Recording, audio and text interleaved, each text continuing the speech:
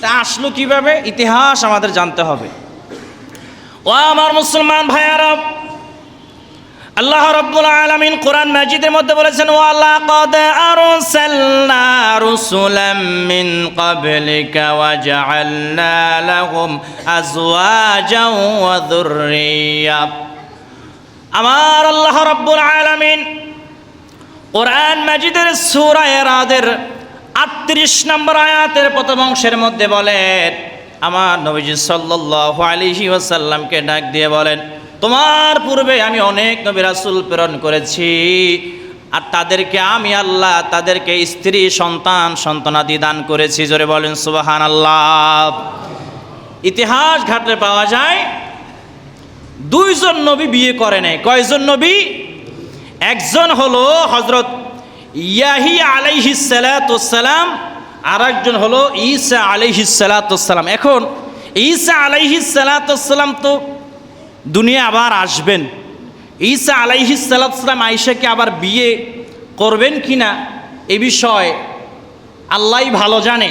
এ বিষয়ে কোনো কঠিন মত পাওয়া যায় না, দলিল পাওয়া যায় না। তবে ইয়াহিয়া আলাইহিস সালাতুস সালাম বিয়ে করেন নাই, আর সমস্ত নবী রাসূল বিয়ে করেছে। এটা প্রত্যেক নবীদের 4টি কমন সুন্নত। কয়টি কমন সুন্নত? 4টি কমন সুন্নত। 1 নাম্বার হচ্ছে লজ্জা। যার লজ্জা নাই তার ঈমান নাই। যার লজ্জা নাই তার কি নাই? ঈমান নাই। আল হায়াউ শুবাতুম মিনাল ঈমান। লজ্জা হচ্ছে ঈমানের একটি অংশ। যার হায়া নাই, অনেকে বলে না যার হায়া নাই লজ্জা নাই, যার হায়া নাই লজ্জা নাই তার ঈমান দুর্বল। তার কি দুর্বল? যার লজ্জা নেই, যে কোনো অপরাধ করতে পারে, যে কোনো কাজ সে করতে পারে, তার মনে কোনো রকমের বাধা সৃষ্টি হয় না। তাহলে 1 নাম্বার সুন্নত কি বললাম? লজ্জা। প্রত্যেক নবীদের অনেক বেশি লজ্জা ছিল। 2 নাম্বার হচ্ছে প্রত্যেক নবীরা আতর ব্যবহার করতেন, মানে সুগন্ধি ব্যবহার করতেন। কোনো নবীদের শরীর থেকে কখনো দুর্গন্ধ বের হতো না। আমার নবী সাল্লাল্লাহু আলাইহি ওয়াসাল্লাম সব সময় আতর ব্যবহার করতেন। এমনকি এই যে চুলের যে সিটি করতেন, চুল মোবারকের এই মাঝখান দিয়ে এভাবে আতর ঢেলে দিতেন। জোরে বলেন সুবহানাল্লাহ। নবীজি সাল্লাল্লাহু আলাইহি ওয়াসাল্লামের শরীর মোবারক থেকে যে ঘাম মোবারক বের হতো, ওই ঘাম মোবারক থেকে পর্যন্ত মেশক আম্বরের ঘ্রাণ বের হতো। জোরে বলেন সুবহানাল্লাহ। সাহাবায়ে কেরামরা ওই ঘামগুলো শিশি ভরে রাখতেন এবং সেগুলো নিজেরা ব্যবহার করতেন। মেশক আম্বরের চাইতেও বেশি ঘ্রাণ বের হতো। জোরে বলেন সুবহানাল্লাহ। নবীর শানের আলোচনা একসময় করবো ইনশাআল্লাহ, এখন ওই আলোচনা আসে নাই। ও আমার মুসলমান ভাইয়ারা, তাহলে 2 নাম্বার কি বললাম? প্রত্যেক নবীরা সুগন্ধি আতর ব্যবহার করতেন। 3 নাম্বার হচ্ছে প্রত্যেক নবীরা বিয়ে করেছেন। কি করেছেন? জোরে বলেন। ওই একজন ছাড়া কি করেছেন? বিয়ে করেছেন। আমি শুধু এই বিয়ের আলোচনাটা বোঝানোর জন্য এতদূর আলোচনা করা। তাহলে এই 4টি সুন্নতের মধ্যে একটি সুন্নত হলো কি? বিয়ে করা। আর 4 নাম্বার যে সুন্নত সেটা হলো প্রত্যেক নবীরা মিসওয়াক করতেন। কি করতেন? জোরে বলেন। মিসওয়াক করতেন। নবীজি সাল্লাল্লাহু আলাইহি ওয়াসাল্লাম কাঁচা পেঁয়াজ খেয়ে মসজিদে ঢুকতে নিষেধ করেছেন। আচ্ছা, পেঁয়াজ খাওয়া কি হারাম? পেঁয়াজ খাওয়া কি হারাম? কাঁচা পেঁয়াজ খাওয়া তো হারাম না, নিষেধ করলেন কেন? কাঁচা পেঁয়াজ যদি খান মুখ থেকে আলাদা দুর্গন্ধ বের হয়। এটা কেমন একটা দুর্গন্ধ বের হয় না? যাতে মুসল্লিদের কষ্ট না হয়, আপনার দ্বারা আরেকজন মুসল্লি, আরেকজন নামাজি যেন কষ্ট না পায়, এই জন্য নবীজি সাল্লাল্লাহু আলাইহি ওয়াসাল্লাম কাঁচা পেঁয়াজ খেয়ে মসজিদে ঢুকতে কি করেছেন? নিষেধ করেছে। এমন কিছু মুসল্লিও আছে জাগো পাশে দাঁড়াইলে আর এক মুসল্লি বমি করতে চায়। বানিয়ে বললাম নাকি? আরে গন্ধ, বিশেষ করে বিড়ির গন্ধ। বিড়ির গন্ধ কি গা থেকে কুত্তা পচা গন্ধ আছে না নাই? আরে বাজে গন্ধ। আপনি বিড়ি খান আর যা খান, মসজিদে ঢোকার আগে একটু সেন্টেন একটু আতর মাইরে আসবেন, তাহলে অটোমেটিক ঘেরান হবে। ঠিক কিনা জোরে বলেন?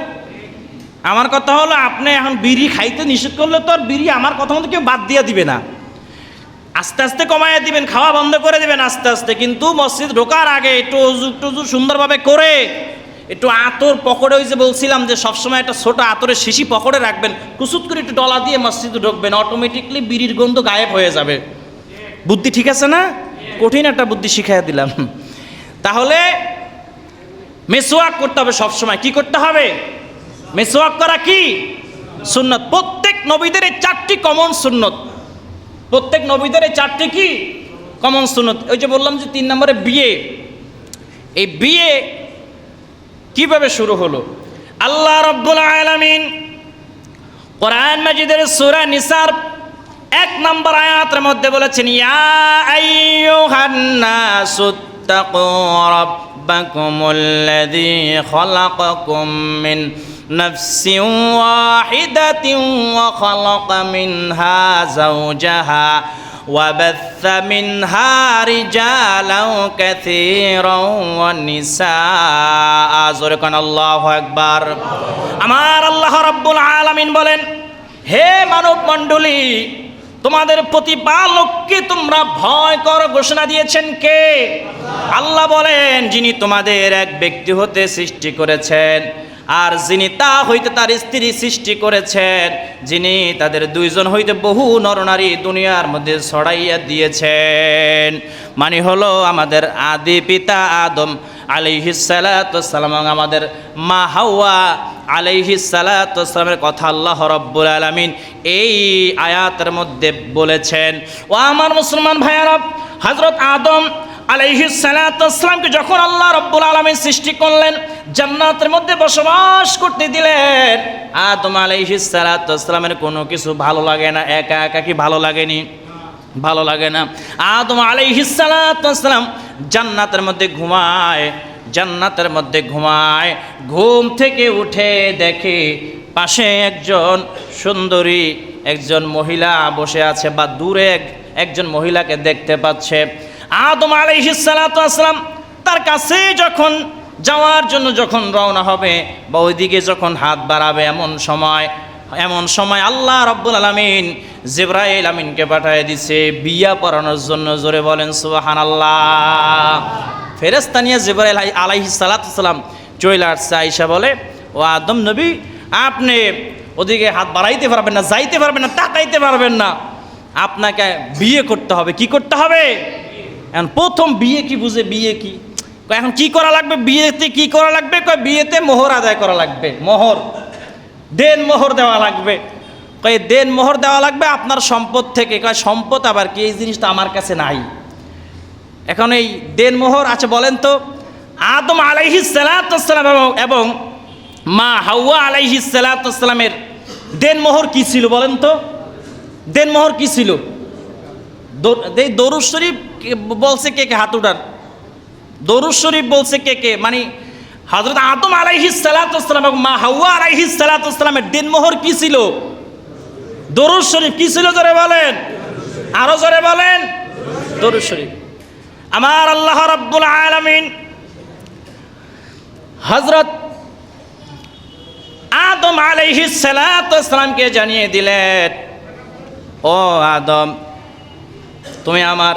তুমি 10 বার দরুদ শরীফ পড়ো। কয়বার জোরে বলেন? কেউ কেউ বলেছে 11 বার দরুদ শরীফ পড়ার জন্য আল্লাহ রাব্বুল আলামিন নির্দেশ দিয়েছিল। 11 বার দরুদ শরীফ পড়ে দিয়েছিল। 11 বার দরুদ শরীফ পড়ে দিলেই আমার আল্লাহ ঘোষণা দিলেন, এই 11 বার দরুদ শরীফ যদি তুমি পাঠ করো তাহলে তোমার মোহর আদায় হয়ে যাবে। জোরে বলেন না সুবহানাল্লাহ। এখানেও নবীজির শানের আলোচনা আছে, এগুলো অন্য সময় আমি বলবো। এবার আসেন বিয়ে। আল্লাহ রাব্বুল আলামিন বিয়ে সম্পর্কে সূরা নূরের 32 নম্বর আয়াতের মধ্যে কি বলে দেখেন, ওয়া আনকিহুল আয়ামা মিনকুম ওয়াস-সালিহিনা মিন ইবাদিকুম ওয়া ইমাইকুম।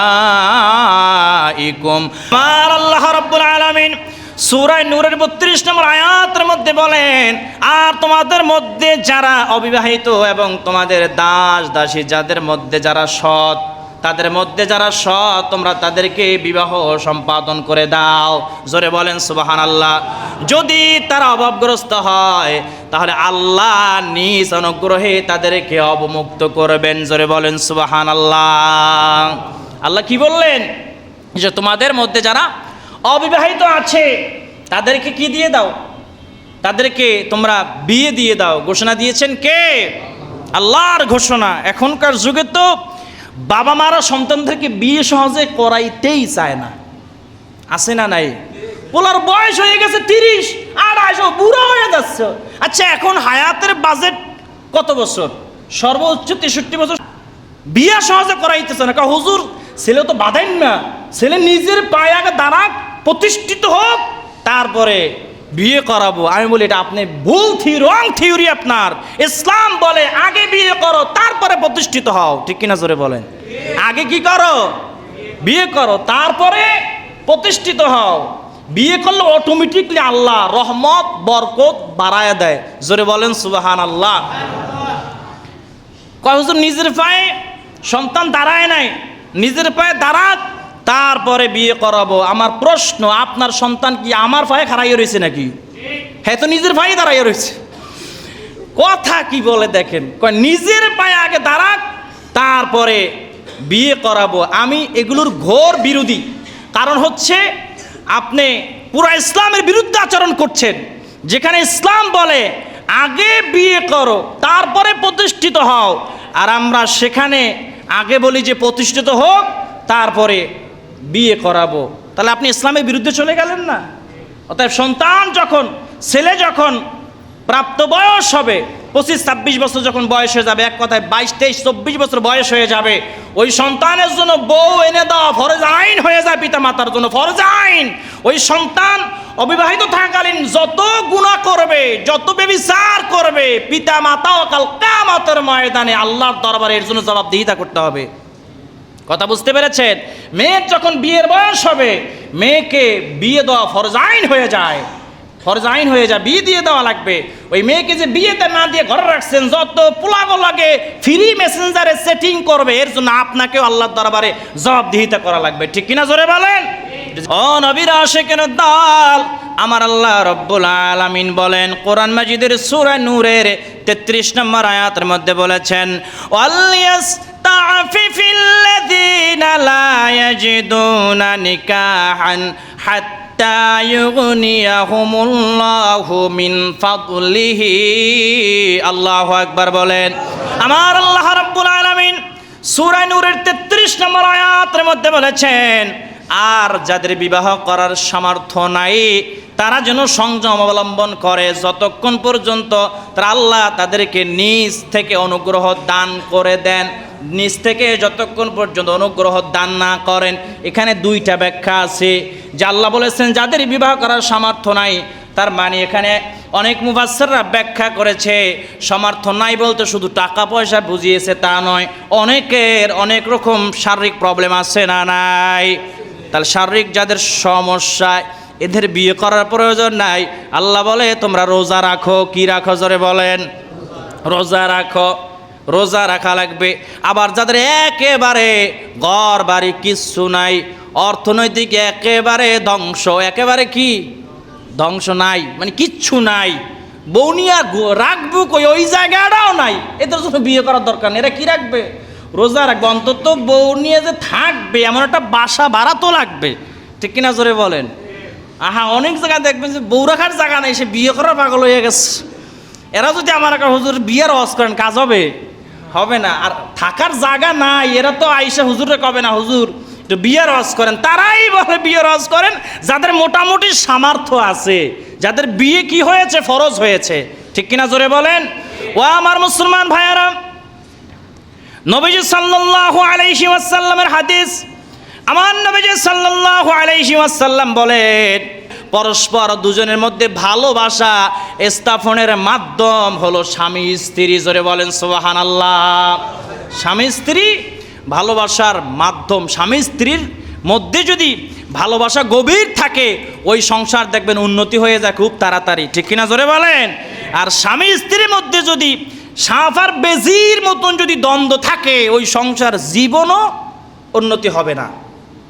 অনেকের স্ত্রী আছে না নাই, জল্লাদ আছে না নাই, স্বামী সারাদিন কষ্ট করে ঘরে যায়, গেলে মাত্র বউ খসাত করে ওঠে, ও মা কি রে, ওটা কোন অভ্যাস, খসাত। এখন স্বামী তো সারাদিন কাজ করে গেছে, মেজাজ হট, দিছে কটা উত্তম মাধ্যম, বউ রাগইয়ে বাপা বাড়ি গেছে, যাইয়ে মনে করেন যে একটা নির্যাতন মামলা দিয়ে দিছে। এরকম অনেক আছে না নাই। মহব্বত, স্বামী স্ত্রীর বন্ডিং ঠিক থাকা লাগবে। মহব্বত, মেয়েরা এমনি একটু বেঁকা হয়, ঠিক না, এরা মোমের মতন, আপনি যদি কোনো রকম বুঝাইতে পারেন মোমের মতন গলে যাবে, আর যদি বুঝাইতে না পারেন একবার যদি বেঁকা হয়ে যায়, এমন বেঁকা হবে আর সোজা করাই যায় না। আমি বানিয়ে বললাম নাকি? যুবকদের জন্য এগুলো কাজে লাগবে।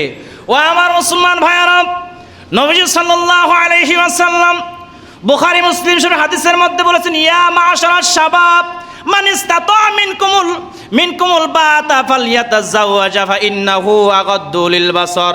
আমার নবীজি সাল্লাল্লাহু আলাইহি ওয়াসাল্লাম হাদিসের মধ্যে বলেছেন, হে যুবকেরা, আমার নবীজি যুবকদেরকে লক্ষ্য করে একদিন বলেন, ও নওজওয়ানেরা, ও যুবকেরা, তোমাদের মধ্যে যাদের বিবাহের দায়িত্ব পালন করার যোগ্যতা রাখে, তারা তোমরা বিয়ে করে নাও। জোরে বলেন না সুবহানাল্লাহ।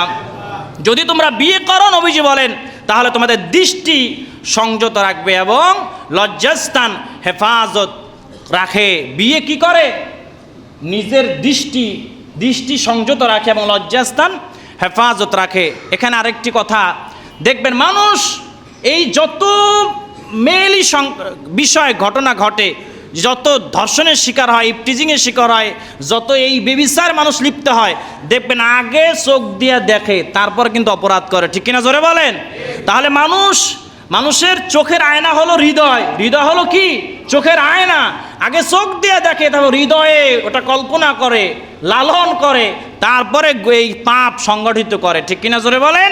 এই জন্য নবীজি বলে, হে নওজওয়ানেরা, যাদের বিয়ের দায়িত্ব ভার গ্রহণ করার সক্ষমতা আছে, ক্ষমতা আছে, তোমরা বিয়ে করে নাও। যদি তোমরা বিয়ে করো, তাহলে তোমাদের দৃষ্টিকে সংযত রাখবে এবং লজ্জাস্থানকে হেফাজত করবে। নবীজি শেষের অংশের মধ্যে বলেছেন, ফাআলাইহি বিসসাওম ফাইন্নাহু উইজা। যদি তোমাদের বিয়ে করার সামর্থ্য না থাকে, তাহলে তোমরা রোজা রাখো। তাহলে তোমরা কি রাখো? রোজা রাখো।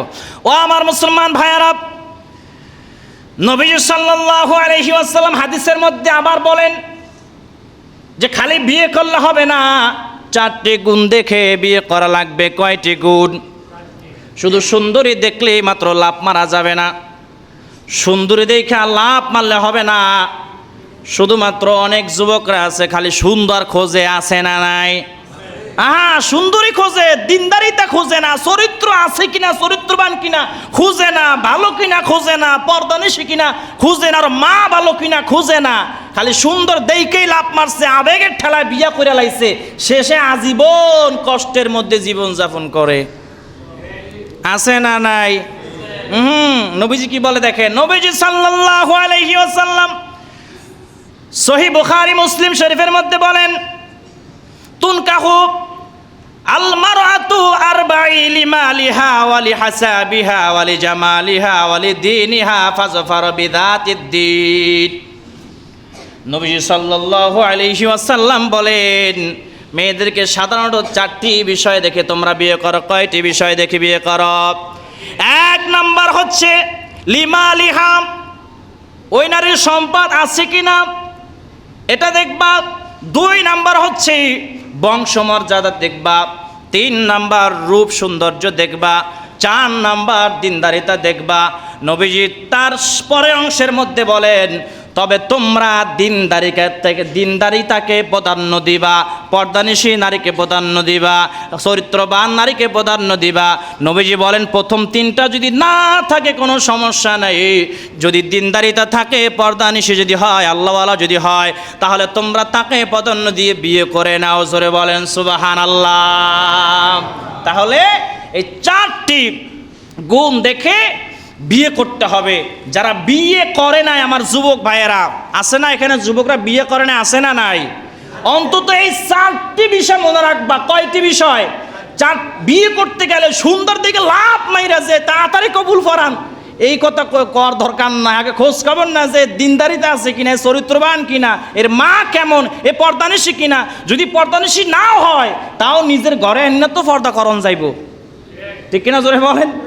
নিজের ঘরে এনে পর্দা করাবেন দরকার হইলেও। পর্দানিশী না হইলেও মোটামুটি যাও দিনদারিতে একটু যদি আসে, দেখেন ভদ্র ভদ্র আছে, তাহলে আপনার মনে নিয়াত করবেন যে এই বেপর্দাটা নিয়ে পর্দা করাবো। যদি চেষ্টা করে, স্বামী যদি চায় স্ত্রী স্বামীর কথা মতো চলবে, স্বামী যদি চায় স্ত্রীকে যেইভাবে চালাবে স্বামী সেইভাবে চলবে, স্ত্রীকে যেইভাবে স্বামী চালাবে স্ত্রী সেইভাবে চলবে, ঠিক কিনা জোরে বলেন?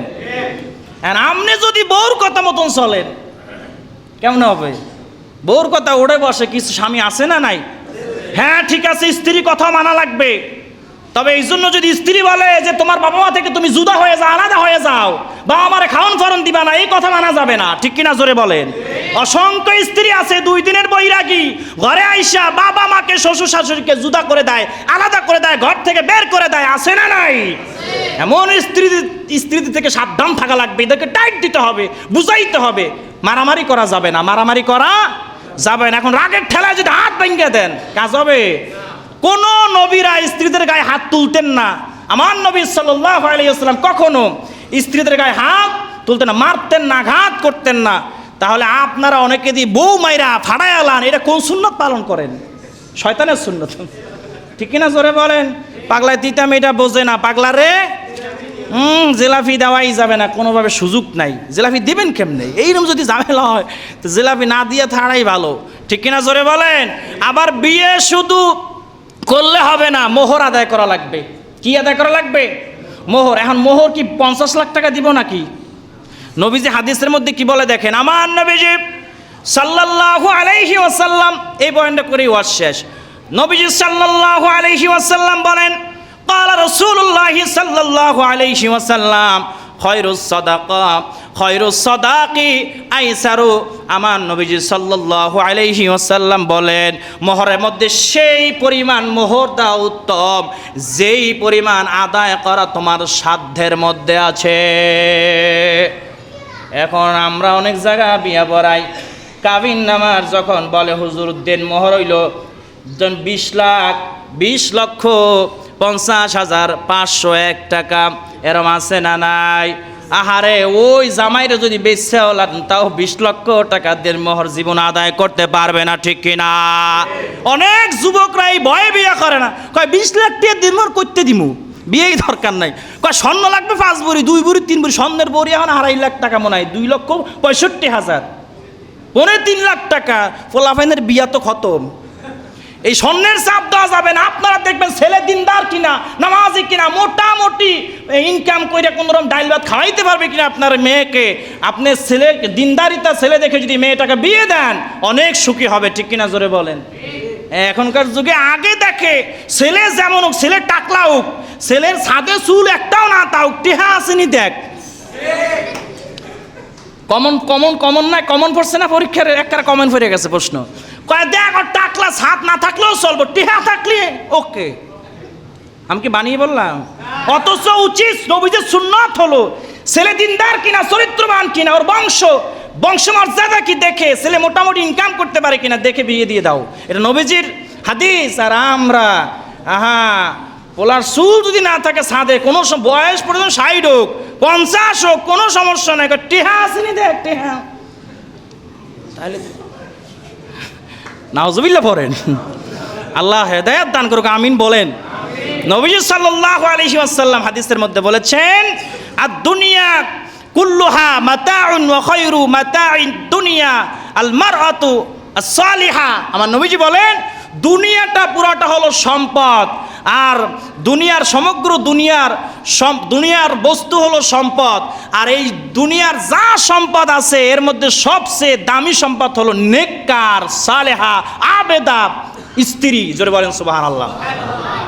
তাহলে এই স্ত্রীকে দেনমোহর আদায় করা লাগবে। তবে দেনমোহর যখন দিবেন আপনি ভাববেন যে আপনি কত টাকা আদায় করতে পারবেন। যদি 1 লাখ টাকা পারেন 1 লাখ টাকাই দেনমোহর দিবেন, 1 টাকা বেশি দেওয়া যাবে না।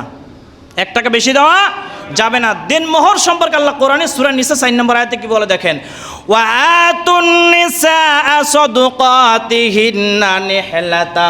আমার আল্লাহ রাব্বুল আলামিন বলেন, আর স্ত্রীদেরকে তাদের মোহর সন্তুষ্ট চিত্তে দিয়ে দাও। জোরে বলেন সুবহানাল্লাহ।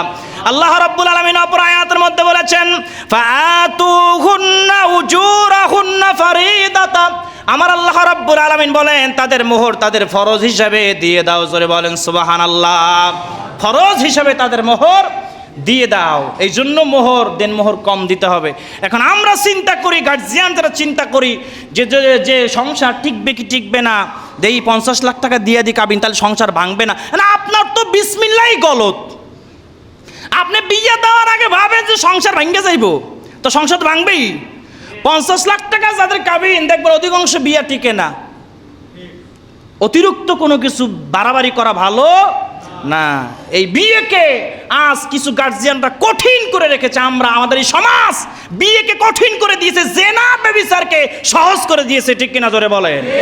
অথচ এই যুবকরা এখন জেনা করতে চায় না।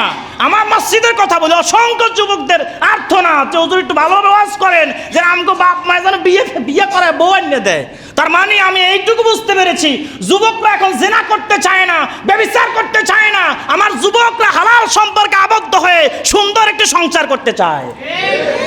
তাই যুবক ভাই যারা আছে, আমি তাদের উদ্দেশ্যে বলি যে আমার যুবক ভাইরা, বাবা মারে বুঝাবার, বুঝাইতে না পারলে আমার কাছে চলে যাবে, জনমের বুঝন বুঝাই দিব, জানি 1 সপ্তাহের মধ্যে বউ এনে দেয়। মারহাবা বলেন। যুবকরা হুজুর ঠিক আছে, এইবার ঠিক আছে, আল্লাহ কবুল করুক, আমিন। এই শাওয়াল মাসের আরেকটু সুন্নত হলো বিয়ে করা। যাদের বিয়ের বয়স হয়েছে এই মাসের মধ্যে মোটামুটি কাম করে লইতে হইব।